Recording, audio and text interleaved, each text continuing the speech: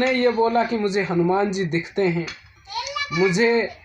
मैं हनुमान जी मुझसे बात करते हैं।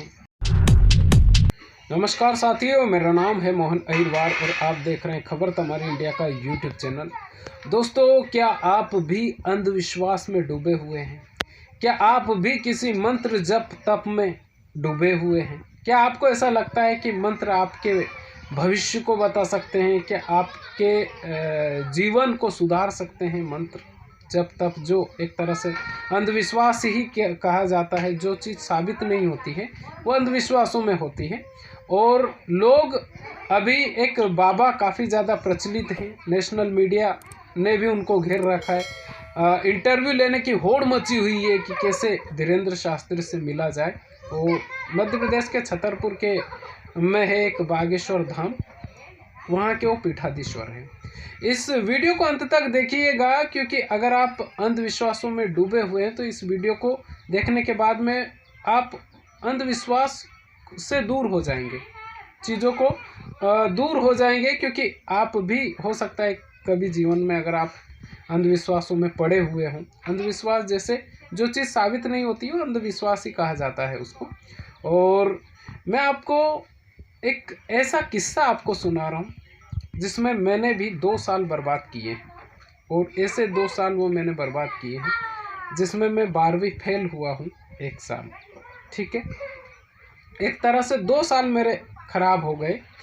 और जिस काम के लिए वो ख़राब हुए वो बीमारी आज तक भी ख़त्म नहीं हुई है। और कितने सारा बाबा, कितने सारे मंदिर मस्जिद में मैं गया हूँ, लेकिन आज तक उसका तोड़ मुझे नहीं मिला है। बिल्कुल हकीकत बात बता रहा हूँ मैं आपको। ये बात है सन 2005 की, जब मैंने 10th क्लास जब पास आउट किया। 10th क्लास जब मैंने पास किया, और ऐसा नहीं, उस वक्त भी मेरे मार्क्स अच्छे थे, 65% थे, अच्छे बोल सकते हैं। हमारे गांव में तो मतलब उस वक्त मैं टॉप किया था, 65% बहुत हो जाते थे। तो मैं पढ़ने लिखने में पहले से शुरू से ही अच्छा हूँ, तो मैं अच्छा पढ़ाई किया था। उसके बाद में क्या हुआ कि मुझे एक बीमारी लग गई। आपको बिल्कुल हकीकत बता रहा हूँ मैं आपको। तो कुछ लोगों ने कहा कि ये तो इसके लिए तो आपको बाबाओं के पास जाना चाहिए, मंदिरों में जाना चाहिए, जब तक करना चाहिए। ऐसे किया तो मेरे 2 साल यानी कि 10th से लेके तो 12th तक मैं आ गया, लेकिन वो बीमारी मेरी ख़त्म नहीं हुई। और मेरे पिताजी जाने कहाँ कहाँ मुझे लेकर गए, कितने सारे पंडितों के पास में बताए, कितने सारे देवी देवताओं के मंदिरों में हम गए, लेकिन उस बीमारी को वो बीमारी नहीं कटी। फिर आया साल 2006 में मैं पूरा ही डिपेंड हो गया इन अंधविश्वासों के ऊपर कि किसी तरह से, बल्कि अगर देखा जाए तो उसको इतना बढ़ा दिया गया था। वो बीमारी भी एक तरह से ऐसी होती है, वो शारीरिक बीमारी होती है। और ये आमतौर पर नवयुवकों में होती है, जो एक तरह से जिनकी उम्र 16-17 साल की होती है, या 15 से लेकर 20 साल के जो लड़के होते हैं, उनमें ज़्यादातर ये बीमारियां पाई जाती है, ऐसा मैंने देखा है। उसके लिए मेरे पिताजी को लगा कि यार ये जो लड़का है अब इसकी ज़िंदगी ही ख़त्म हो जाएगी। तो जाने कितनी जगहों पर मैं गया, और एक बंदे ने एक तरह से ऐसे घेर लिया मुझे, मैं बिल्कुल रियल बात बता रहा हूँ आपको। उसने ये बोला कि मुझे हनुमान जी दिखते हैं, मैं हनुमान जी मुझसे बात करते हैं। बिल्कुल सच बता रहा हूँ, ऐसे अंधविश्वासों में डुबा दिया मुझे। मैं उसकी बातों में आ गया भाई, बिल्कुल सच बता रहा हूँ मैं आपको, मैं उसकी बातों में आ गया। और उसने कहा कि ऐसा हो सकता है, वैसा हो सकता है, तेरी बीमारी ये ठीक हो जाएगी। बल्कि मैं आज तक बिल्कुल, मैं इस वीडियो को अंत तक ज़रूर देखिए, मैं पूरा सच बताऊंगा आपको। बागेश्वर धाम का भी इसमें सच मिल जाएगा, आपको श्याम मानव जो बोल रहे हैं वो भी, इसका भी इसमें सच मिल जाएगा। और एक और बाबा है प्रदीप पंडित शर्मा या मिश्रा, ऐसे कुछ हैं, तो वो भी ऐसे अंधविश्वासों को एक तरह से बोलते हैं, ऐसा कर लो वैसा कर लो। ठीक है, उनकी बात नहीं कर रहे हैं, हम पर्सनली बात कर रहे हैं। तो मुझे ऐसा बोला उस बंदे ने कि मुझे हनुमान जी दिखाई देते हैं, हनुमान जी मुझसे बात करते हैं, जो मैं बोलूँगा वही हो जाता है, मुझसे बात करते हैं, तो मैं भी उनकी बातों में आ गया। अब बातों में ऐसे आया कि मैं भी मानने लगा कि नहीं यार ये बात सच हो सकती है। तो ऐसे में मानते हुए साल 2006 में मैंने 12th क्लास की एग्ज़ाम थी। मैथ्स मेरा फेवरेट सब्जेक्ट रहा है, मैथ्स सब्जेक्ट लिया था मैंने और मैं फेल हो गया, क्योंकि मैं पूरे साल इसी अंधविश्वासों में, मेरे पिताजी ने भी कहा कि हाँ बेटा ये बीमारी ये ठीक हो जाएगी, नहीं तो ऐसा हो जाएगा वैसा हो जाएगा, बहुत सारी चीज़ें हुई, मैं किसी दिन खुलकर पूरा बता दूंगा। लेकिन ये नेशनल मीडिया पर अभी चल रहा है, इसलिए मैं इस बात को मैं शेयर कर रहा हूँ। ठीक है, साल 2006 मेरा ख़त्म हो गया, मैं 12th क्लास एग्ज़ाम दिया, फेल हो गया। ठीक है, उसके बाद में मैंने किसी तरह से उस बंदे का पीछा छुड़वाया। ठीक है, मेरे पिताजी तो ज़्यादा इस चीज़ को नहीं मानते थे, लेकिन मेरी माताजी काफ़ी ज़्यादा मानती हैं, आज भी मानती हैं इन सब चीज़ों को। और यहाँ अगरबत्ती लगाओ, वहाँ अगरबत्ती लगाओ, इसीलिए मैं मेरे पिताजी के अलावा दूसरों की पूजा नहीं करता हूँ। हमारे जो घर में ये सब चीज़ें चलती रहती है, यहाँ अगरबत्ती लगाओ, वहाँ लगाओ, ये वो सारी चीज़ें होती है। ठीक है, लेकिन मैं इन सब चीज़ों को अब नहीं मानता हूँ, क्योंकि मेरे पे बीता हुआ है। ठीक है, लेकिन अगर काश मैं उस वक्त सही डॉक्टर के पास चला जाता तो उतनी ज़्यादा परेशानी नहीं होती, क्योंकि वो राय सही दे देता।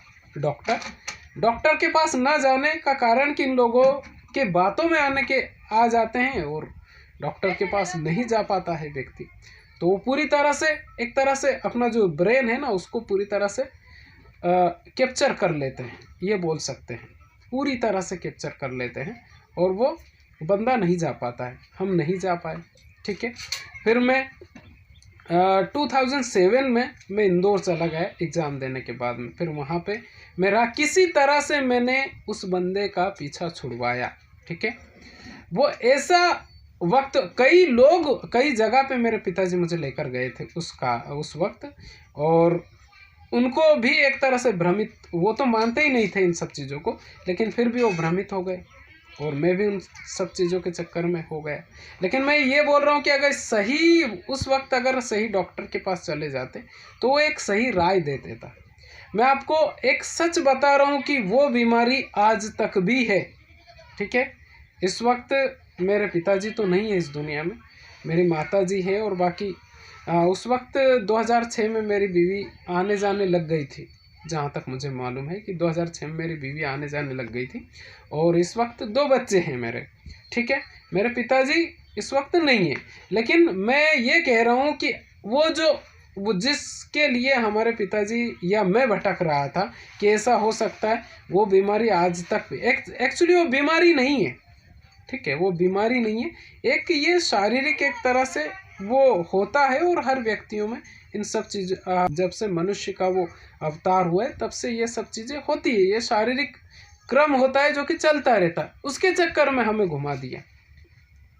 और मैं इतने ज़्यादा देवी देवता और जानवान जितने क्या क्या बोलते हैं सबके पास गया हूँ, लेकिन उस बीमारी का तोड़ आज तक किसी के पास नहीं मिला, मुझे नहीं मिला। अगर वो बीमारी होती और वो अगर वाकई में अगर उन सब चीज़ों के चक्कर में होता तो वो काट दिए होते, लेकिन वो था ही नहीं, लेकिन बता दिया कि आपको ये हो गया है, वहाँ उतारा दो, वहाँ पे मान्यता करो, ये करो वो करा, वो सारी चीज़ें की। लेकिन मैं आज भी ये मानता हूँ, इसलिए मैं कहीं भी नहीं जाता आजकल, ना मंदिर ना मस्जिद, कहीं नहीं जाता हूँ, क्योंकि मेरे पिताजी जो मानते थे उसी चीज़ों को मैं मानता हूँ।